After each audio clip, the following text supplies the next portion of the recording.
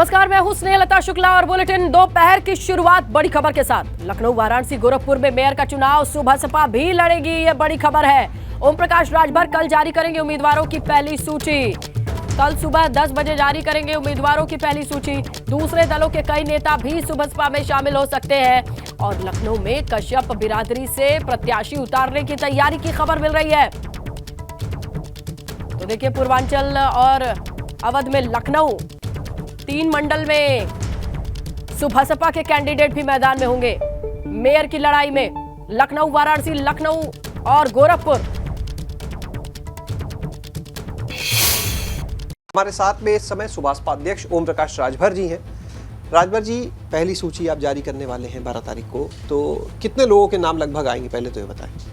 देखिए, सभी जिले से सूची मंगाई जा रही है और टाइप हो रहा है। अभी तक जो यहाँ तक अब तक की जो सूची आई है वो 4 मेयर मतलब नगर निगम, 180 नगर पंचायत और लगभग 20 नगर पालिका और लगभग 400 से ज़्यादा पार्षदों की सूची आई है और बराबर सूची आ रही है। फाइनल सूची कल प्रेस वार्ता 10 बजे फाइनल बता देंगे।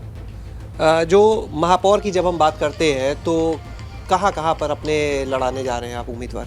देखिए, लखनऊ भी लड़ेगा, बनारस भी लड़ेगा, गोरखपुर भी लड़ेगा, हम आपके गाजियाबाद भी प्रत्याशी हमारा है और कानपुर भी प्रत्याशी।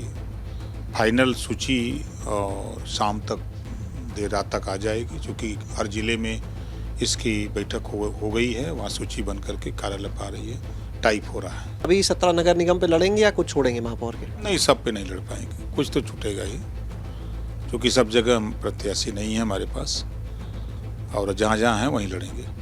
2017 की अगर बात की जाए, जो निकाय चुनाव हुए थे, उसमें सुभाषपा का प्रदर्शन क्या रहा था? कि 7 नगर पंचायत हम जीते थे।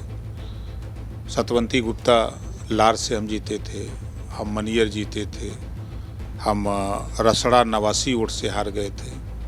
हम 7 जीते थे और 11 हम 400, 250, 125, 89 ऐसे वोट से हम हार गए थे, अकेले अपने दम पर, जब हमको कोई जानता नहीं था। अब तो पूरे प्रदेश नहीं, देश में लोग जान गए, हमारी पार्टी की विचारधारा को लोग जान गए। अब तो जहां कल तक हमारे पास लाखों समर्थक थे, आज वो करोड़ों समर्थक हो गए।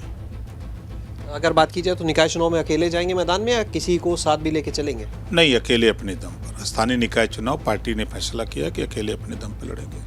शुक्रिया बात करने के लिए। ये थे हमारे साथ में ओम प्रकाश राजभर जी, जिनका कहना है कि जो पहली सूची जारी होगी उसमें लगभग 4 से 5 सीटों पर महापौर का नाम घोषित किया जाएगा, जिसमें राजधानी लखनऊ भी शामिल है, सीएम सिटी गोरखपुर, वाराणसी जो पीएम मोदी का संसदीय क्षेत्र है, ये भी उसमें शामिल होंगे। और इसके अलावा अगर बात की जाए तो बड़ी संख्या में नगर पंचायत, पालिका परिषद और वार्ड में भी चुनाव सुभाषपा लड़ेगी। कैमरा सहयोगी प्रमोद के साथ शैलेश अरोरा, एबीपी गंगा, लखनऊ। और लखनऊ में निकाय चुनाव की तैयारियां तेज हो गई हैं। जिला निर्वाचन अधिकारी और डीएम सूर्यपाल गंगवार ने तैयारियों पर एबीपी गंगा संवाददाता से खास बातचीत। नगर निकाय के लिए नामांकन की प्रक्रिया शुरू हो चुकी है और नगर निगम मुख्यालय के पास हम मौजूद है। पहले यहाँ का नज़ारा आपको दिखाएंगे इस समय कि किस तरह से सुरक्षा व्यवस्था, किसी को कोई दिक्कत ना हो उसके लिए व्यवस्था की गई, पूरी बैरिकेटिंग है। खुद जो जिला निर्वाचन अधिकारी हैं, डीएम है लखनऊ के सूर्यपाल गंगवार जी, उनकी गाड़ी भी इस बैरिकेड के दूसरी तरफ ही खड़ी है, वहाँ से आए हैं। हमारे साथ में इस समय डीएम साहब, जिला निर्वाचन अधिकारी जी हैं, उनसे बात करते हैं, निरीक्षण करने आए थे। सर, जो पूरी व्यवस्था है, जिस तरह से नामांकन शुरू हुआ है, क्या पूरी व्यवस्था की गई है नगर पंचायतों के लिए और नगर निगम? लखनऊ में निर्भीक और स्वतंत्र माहौल में इलेक्शंस संपन्न हों, इसकी पूरी व्यवस्था कर ली गई है। आज से लखनऊ के 1 नगर निगम और 10 नगर पंचायतों के निर्वाचन की प्रक्रिया प्रारंभ हुई है और सभी लोग जो समय सारणी निर्वाचन आयोग द्वारा जारी की गई है उसके अनुपालन में निर्वाचन, वोटिंग और उसके बाद काउंटिंग की प्रक्रिया हम लोग संपन्न कराएंगे। कहीं किसी भी प्रकार की अव्यवस्था ना हो, सारी चीज़ें बहुत नियम के मुताबिक चलें, इसकी व्यवस्था की जा रही है। यहाँ पर 2700 से अधिक मतदेय स्थल बनाए गए हैं, जहाँ पर ये पूरी मतदान की प्रक्रिया आगे होगी। आज नोटिफिकेशन जारी हो चुका है, उसके साथ ही नगर निगम और जितनी भी नगर पंचायतें, इन सब के लिए जो नामांकन की प्रक्रिया है वो भी शुरू की जा चुकी है। कैमरा सहयोगी प्रमोद के साथ शैलेश अरोरा, एबीपी गंगा, लखनऊ। आगरा नगर निगम से बड़ी खबर, भाजपा सूत्रों के हवाले से बड़ी खबर आ रही है। आगरा में किसी गैर जाटव को प्रत्याशी बनाएगी भाजपा, सूत्रों से बड़ी खबर। आगरा में दोनों सीटों पर जाटव समाज के विधायक हैं और बेबी रानी मौर्य विधायक और मंत्री हैं। जीएस धर्मेश भी जाटव समाज से आते हैं, इसीलिए भाजपा किसी भी वाल्मीकि या खटी के प्रत्याशी बनाने की मन बना सकती है, ऐसी खबर मिल रही है। पूरे ब्रज क्षेत्र में अनुसूचित जाति की कैटेगरी में खटीक समाज को प्रतिनिधित्व नहीं मिला है, इसीलिए खटीक समाज का भी कैंडिडेट उतारा जा सकता है। देखिए, आगरा से इस वक्त ही बड़ी खबर मिल रही है। जाटव समाज से 2 मंत्री विधायक तो आ रहे हैं, लेकिन ऐसे में बड़ी खबर यह है कि खटीक समाज से किसी कैंडिडेट को उतारा जा सकता है। बीजेपी खेमे में यह हलचल है।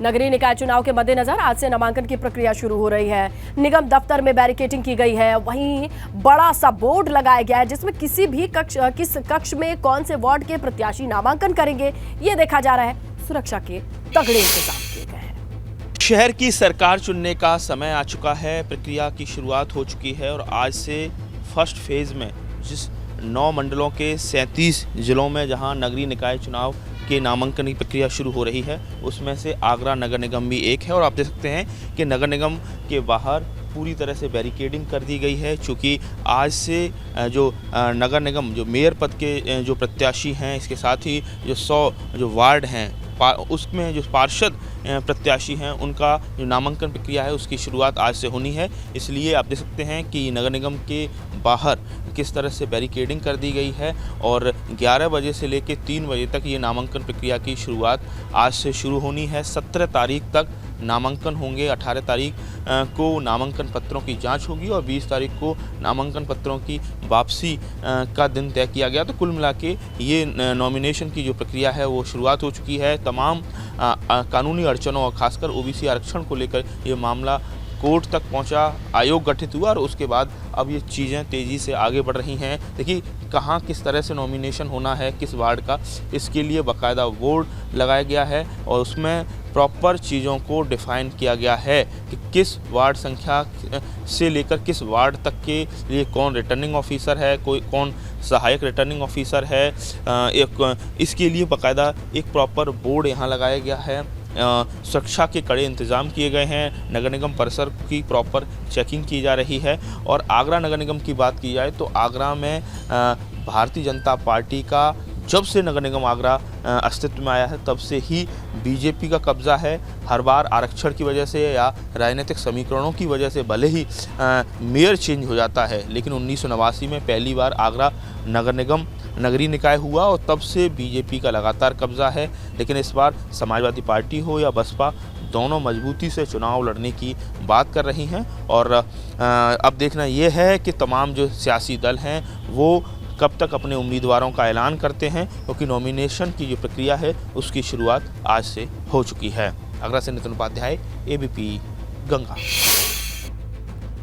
बड़ी खबर मिल रही है सहारनपुर से, बसपा मेयर प्रत्याशी की आज घोषणा कर सकती है, ये खबर मिल रही है, ये संभावना जताई जा रही है। इमरान मसूद के आवास पर आज 4 बजे प्रेस कॉन्फ्रेंस होनी है। शमसुद्दीन राइन आज 4 बजे प्रेस कॉन्फ्रेंस करने वाले हैं। इमरान मसूद के भाई शाहजान मसूद की पत्नी हो सकती है उम्मीदवार। खाजिदा मसूद के प्रत्याशी बनाए जाने की संभावना जताई जा रही है। सहारनपुर में बसपा खेमे से यह बड़ी खबर मिल रही है। सपा से बसपा में गए इमरान मसूद के भाई की पत्नी हो सकती है उम्मीदवार।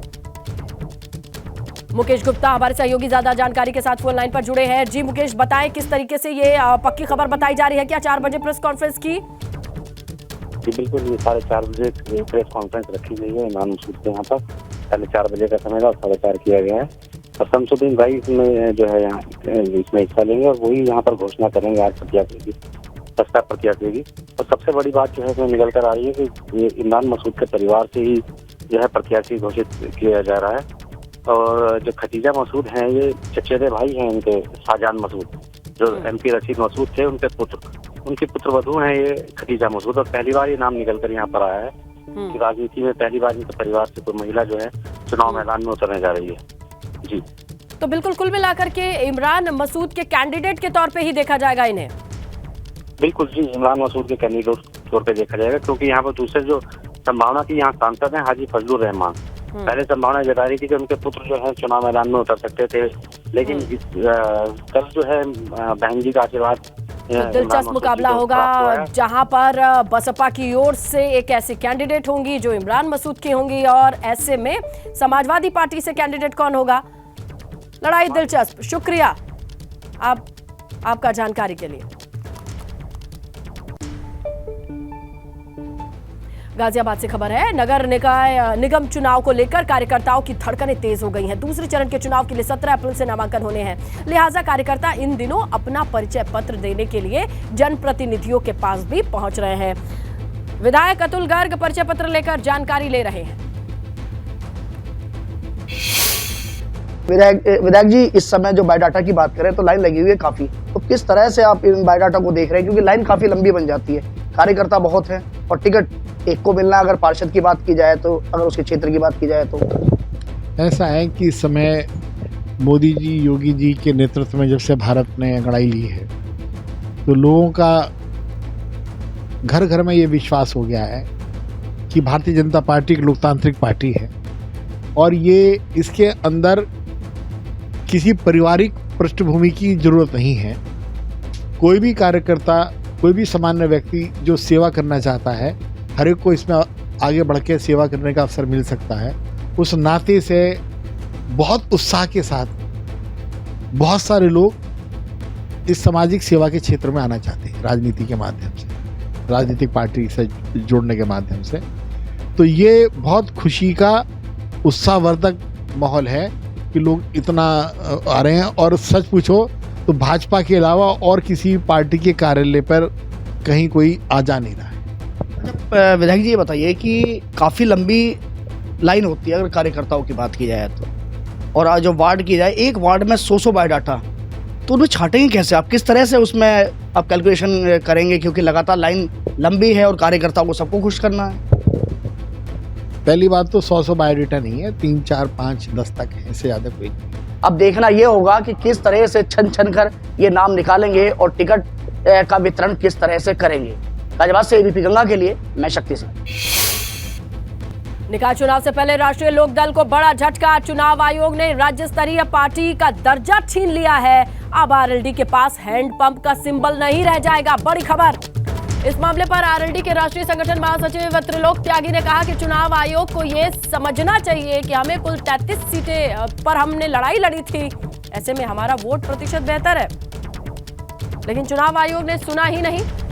साथ ही ये भी हो सकता है कि दिक्कत सिंबल को लेकर नहीं होगी, हम जहां चाहेंगे सिंबल मिलेगा, प्रक्रिया थोड़ी जटिल होगी।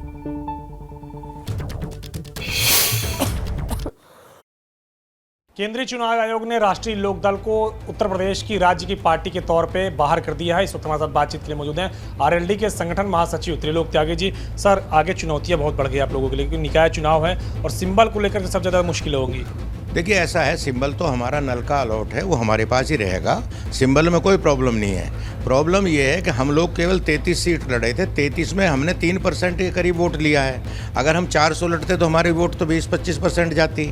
चूँकि गठबंधन का युग है, हम गठबंधन से लड़े थे और हमको केवल 33 सीट पर चुनाव लड़े, उसमें कुछ % हमारा 3 से कम रह गया, इसलिए हमें नुकसान झेलना पड़ा।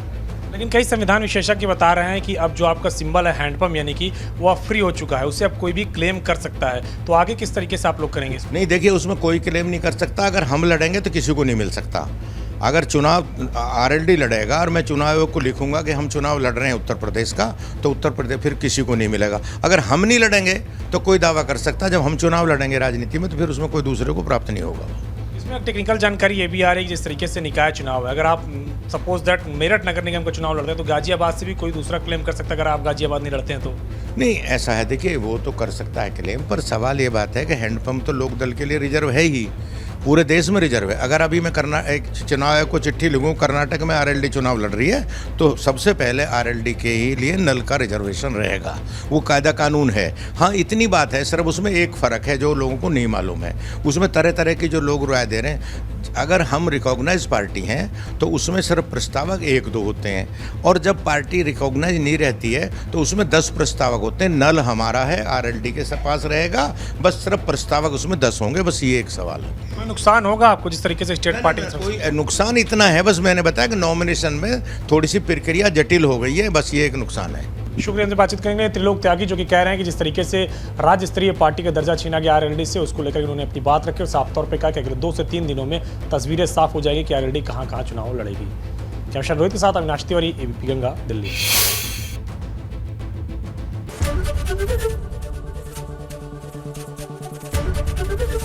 एबीपी गंगा, खबर आपकी, जुबान आपकी।